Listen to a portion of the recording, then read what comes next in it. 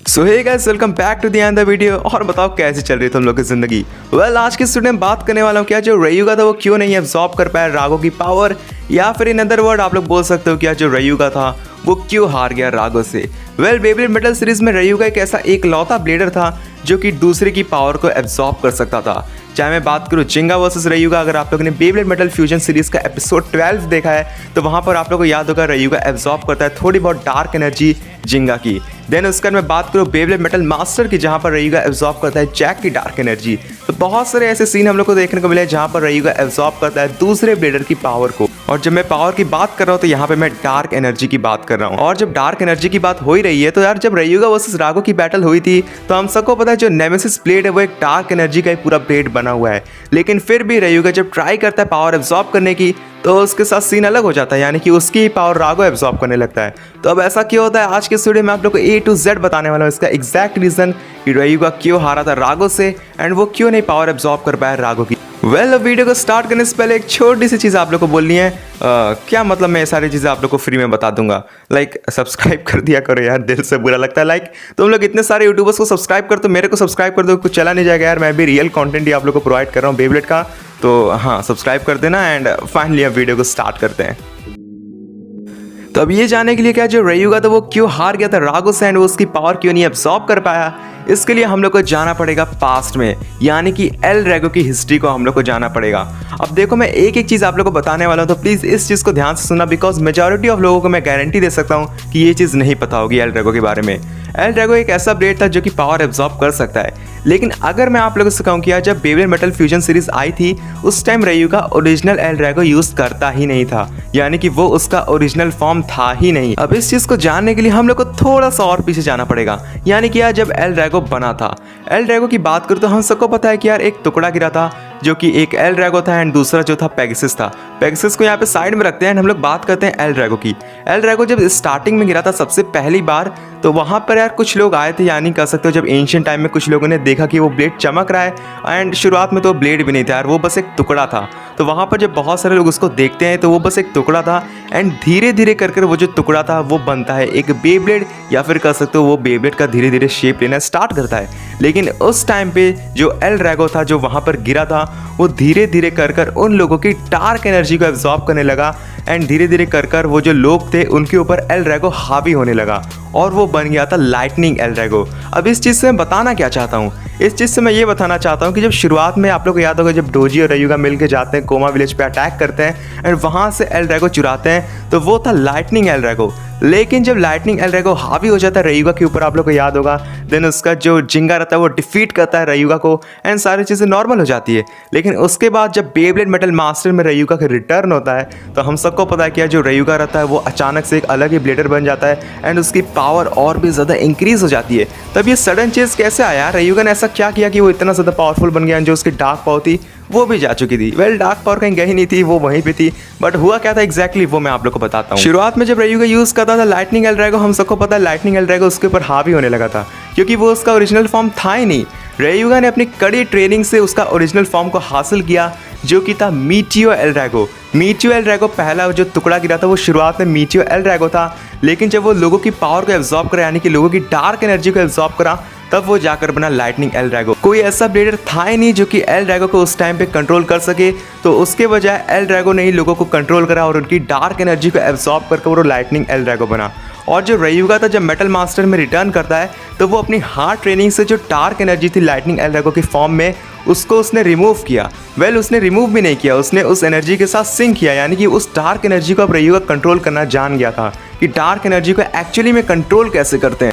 And वो चीज़ हम लोग को साफ साफ देखने को मिली थी बेब्लेड मेटल मास्टर में। जब वो वापस आता है अपना मीटियो एल ड्रैगो लेकर तो ये सारी चीज़ें वो सबको बताता भी है। तो आई थिंक आप लोग समझ गए होंगे कि यार एल ड्रैगो का क्या चीज़ थी शुरुआत में एंड बाद में जब रयुगा ने उसको यूज़ करना स्टार्ट किया बेब्लेड मेटल मास्टर में, तब वो कैसे उसको उसके ओरिजिनल शेप में लाया एंड वो एल ड्रैगो को यूज़ किया। अब बहुत सारे लोग सोच रहे होंगे ये चीज़ मैं क्यों बता रहा हूँ, इसका बहुत ही बड़ा रोल है आगे वीडियो में।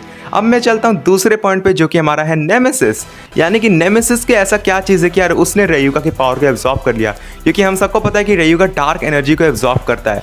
नेमेसिस की बात करूँ, हम सबको पता है कि वो 9 लेजेंडरी ब्लेडर्स की पावर से बना था, यानी कि शुरुआत में नेमेसिस कुछ भी नहीं था। 9 लेजेंडरी ब्लेडर्स की पावर को एब्जॉर्ब करने के बाद वो बहुत ही ज़्यादा एक स्ट्रॉन्ग ब्लेड बन गया, या फिर मैं कह सकता हूँ गॉड ऑफ डिस्ट्रक्शन के हाथ वो लगा, जो कि था रागो। एंड अब मैं आता हूँ डायरेक्टली इन दोनों के बैटल पे। तो जब पहली बार रयुगा और रागो एक दूसरे के सामने आते तो आप लोगों को याद होगा रयुगा ट्राई करता है एल रागो से अटैक करने की कोशिश करता है, एंड उसी टाइम जो रागो रहता है वो भी अटैक करने की कोशिश करता है, लेकिन वहां पे ट्विस्ट रहता है कि रागो के पास भी एल रागो रहता है, या फिर कह सकते हो एल रागो का शैडो वर्जन रहता है, यानी कि शैडो एल रागो। एंड एक तरीके से रयुगा ये चीज़ देखकर बहुत ही ज़्यादा शॉक हो गया था उस टाइम पे। देन उसके बाद आप लोगों को याद होगा रयुगा वापस से पीछा करते हुए रागो के पास जाता है, एंड देन इन लोग की एक फाइनल बैटल वहाँ पे स्टार्ट होती है। एंड वहाँ पर जब रयुगा ट्राई करता है रागो की पावर को एब्जॉर्ब करने का, तो वो नहीं कर पाता। एंड अब देखो इसका सबसे पहला रीज़न यहाँ पे ये आता है। अगर मैं रयुगा की बात करूँ, जितनी चीज़ें मैंने आपको बताया कि वो कैसे कैसे ब्लेड बना और इसकी खासियत क्या है उस ब्लेड की, एंड वो ओरिजिनल फॉर्म में कैसे आया, तो हम सबको पता है क्या, जब एल ड्रैगो डिस्ट्रक्टर को एक तरीके से उसकी पावर को एब्जॉर्ब किया नेमेसिस ने, तो ये नॉर्मल सी चीज़ है कि यार नेमेसिस अब एल ड्रैगो के मूव्स को भी आसानी से यूज़ कर सकता है। एंड इवन हम लोगों ने ये भी देखा था कि जो और भी अदर ब्लेडर थे जिनकी पावर को नेमेसिस ने एब्जॉर्ब किया था, उनके भी शैडो स्पिरिट यानी कि उनकी भी पावर वो यूज़ कर पा रहा था। एंड अब देखो यार उसने रयुगा की पावर को भी एब्जॉर्ब किया था, तो नॉर्मल सी चीज़ है कि वो रयुगा की पावर को भी यूज़ कर पा रहा है। खैर ये तो एक आधा अधूरा आंसर लग रहा है, अब इसके एग्जैक्ट आंसर पर मैं धीरे धीरे आता हूँ। अब देखो नेमेसिस ब्लेड के थोड़ा सा अगर हम लोग और अंदर जाए तो वहाँ पर हम लोग को पता चलता है ये ब्लेड कोई नॉर्मल ब्लेड नहीं था। इस ब्लेड में एक अल्टीमेट बैलेंस मोड है जो कि किसी और ब्लेड में हम लोग को देखने को नहीं मिला था। अब ये अल्टीमेट बैलेंस मोड क्या है? अब देखो ये बहुत इज़ द एडवांस टेक्निक आप लोग कर सकते हो, यानी कि जब एल ड्रैगो अटैक करेगा तो आराम से जो नेमेसिस है वो डिफेंस कर सकता है, ऑटोमेटिकली उसके मोड चेंज होते रहते हैं। एंड ये चीज़ कर सकते हो एक एडवांटेज दी थी रागो को रयुगा के सामने। वेल थोड़ा अगर हम लोग और पास जाएँ इस चीज़ के, अगर पता लगाएं तो यहाँ पर देखो एक और बड़ी चीज़ आती है। नेमेसिस की बात करूँ तो जो नेमेसिस ब्लेड का पावर का सोर्स है वो 9 लेजेंडरी ब्लेडर्स है, और कह सकते हो एक तरीके से वो गॉड ऑफ डिस्ट्रक्शन है। लेकिन एल ड्रैगो की पावर का सोर्स एक इंसान है, यानी कि इंसानों द्वारा उसने पावर को एब्जॉर्ब करी थी। मैंने आप लोगों को स्टार्टिंग में बताया था कि एल ड्रैगो सिर्फ एक टुकड़ा था स्टार्टिंग में, और उसने लोगों की डार्क एनर्जी को एब्जॉर्ब किया, देन वो जाकर लाइटनिंग एल ड्रैगो के फॉर्म में आया। लेकिन नेमेसिस की बात करो तो हम सबको पता है इसने 9 लेजेंडरी ब्लेडर्स की पावर को एब्जॉर्ब किया था, तो यार सोचो कितना ज़्यादा पावरफुल है। लेकिन फिर भी यार नेमेसिस के पास तो डार्क एनर्जी थी, एंड हम सबको पता है कि यार रयुगा तो डार्क एनर्जी को एब्जॉर्ब कर सकता है। अब देखो यहाँ पर मैं आप लोग को इसका एक और आंसर देता हूँ। रयुगा ऑफकोर्स एब्जॉर्ब कर सकता है डार्क एनर्जी को, लेकिन अगर रयुगा ट्राई करेगा डार्क एनर्जी को एब्जॉर्ब भी कर लेगा तो वो उतनी पावर को कभी हैंडल कर ही नहीं सकता। रयुगा एक इंसान है सबसे पहले, एंड हम लोगों ने ये चीज़ सेम देखा था बेब्लेड मेटल फ्यूजन की सीरीज़ में। जब रयुगा ट्राई करता है बहुत सारी डार्क एनर्जी को एब्जॉर्ब करने की, तो डार्क एनर्जी उसके ऊपर हावी हो जाती है, एंड हम सबको पता है कि वो वापस से गलती तो रयुगा करेगा ही नहीं, और उतनी ज़्यादा डार्क पावर यानी कि जो नेमेसिस के ब्लेड में थी उतनी रयुगा कभी एब्जॉर्ब कर ही नहीं सकता। मेरे को पता है बहुत सारे लोग कहेंगे भाई ठीक है यार ये बात मैं तुम्हारी मान लेता हूँ, ठीक है रयुगा पूरी डार्क एनर्जी को एब्जॉर्ब नहीं कर सकता, लेकिन थोड़ी बहुत डार्क पावर तो एब्जॉर्ब कर सकता है ना। अब देखो इसका आंसर मैं आप लोग को देता हूँ। नेमेसिस की बात करें, जैसे मैंने आप लोग को पहले बताया कि उसने एल ड्रैगो की पावर को एब्जॉर्ब किया, तो नॉर्मल सी चीज़ें वो सारी चीज़ें जो चीज़ें एल ड्रैगो यूज़ करता है, यानी कि जिस तरीके से वो पावर एब्जॉर्ब करता है वो सारी चीज़ें अब नेमेसिस भी कर सकता है। ये नॉर्मल सी चीज़ है, और ये हम लोगों ने देखा भी था कि वो सारे अटैक्स जितने भी अदर ब्लेडर्स यूज़ करते थे वो सारे अटैक्स वो यूज़ कर पा रहा था। खैर ये चीज़ हम लोग को सीरीज में दिखाई नहीं गई, लेकिन मैं इतना मानता हूँ कि जो चीज़ें एल ड्रैगो यूज़ कर सकता है वही सेम चीज़ नेमेसिस भी यूज़ कर सकता है, क्योंकि बस 9 लेजेंडरी ब्लेडर्स की पावर है, यही सबसे बड़ी चीज़ है। और जैसे मैंने पहले बताया कि अल्टीमेट बैलेंस मोड जो कि और किसी ब्लेड में नहीं है, तो दैट्स वाई जो रयुगा था वो रागो की पावर को एब्जॉर्ब नहीं कर पाया। एंड अब मैं बात करता हूँ सेकंड चीज़ की कि रयुगा क्यों हार गया रागो से। अब बहुत सारे लोग सोचेंगे भाई अभी कथा सुना रहा था क्या हम लोग को। नहीं यार, यहाँ पे मैं सिर्फ आप लोग को ये बताया कि रयुगा क्यों नहीं पावर एब्जॉर्ब कर पाया। रयुगा की बात करूँ, जब हम लोगों ने स्टार्टिंग से उसको देखना स्टार्ट किया था, यानी कि फ्यूजन हो गया, तो बेब्लेड मेटल फ्यूजन में सब लोग रयुगा को हेट करते थे। बेब्लेड मेटल मास्टर सीरीज जब आती है तो हम सबको थोड़ा बहुत लगता है कि हाँ यार अच्छा कैरेक्टर है, लेकिन बेब्लेड मेटल फ्यूरी का जो लास्ट सीन था जब वो केंटा को अपनी पावर देता है, उस सीन के बाद यार मेरे ख्याल से सारे लोग रयुगा को पसंद करने लगे। इवन यार रयुगा की इतनी ज्यादा हाइप बन गई थी उस टाइम पे कि यार रयुगा ये है, वो सबको हरा सकता है, वो डार्क एनर्जी एब्जॉर्ब कर सकता है। रयुगा को लोग बहुत ज्यादा पसंद करने लगे थे।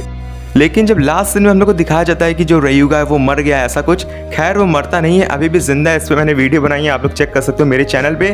तो बहुत सारे लोग कह सकते हो उदास हो जाते हैं कि यार ये क्या हो गया। और ये चीज़ किसी भी सीरीज को कह सकते हो पॉपुलर करने में बहुत ज़्यादा काम आती है, यानी कि जो भी पॉपुलर कैरेक्टर है उसको सबसे पहले अच्छा खासा बिल्ड करो एंड लास्ट में कोई एक ऐसा सीन दिखाओ, यानी कि कोई एक ऐसी बैटल दिखाओ जिसमें वो खुद को सेक्रीफाइस करके दुनिया को सेव कर देता है। ये चीज़ हम लोगों ने बहुत सारी सीरीज में देखी है, तो डेट्स वाई रयुगा को वहाँ पर ऐसा दिखाया गया कि वो मर गया है। खैर वो मरा नहीं है वो चीज़ अलग है, बट फिर भी किसी भी सीरीज को एक अच्छे खासी रेटिंग के लिए मेरे ख्याल से वो सीन दिखाया गया जिससे मेटल सीरीज को लोग याद रखे कि हाँ रयुगा का नाम का कोई एक कैरेक्टर था। एंड आज भी जब हम लोग नाम लेते हैं किसी बेब्लेड मेटल सीरीज का तो हम सबके दिमाग में जो पहला कैरेक्टर आता है वो है रयुगा। एंड हम सबको पता है हम लोग उसको क्यों पसंद करते हैं इतना ज़्यादा।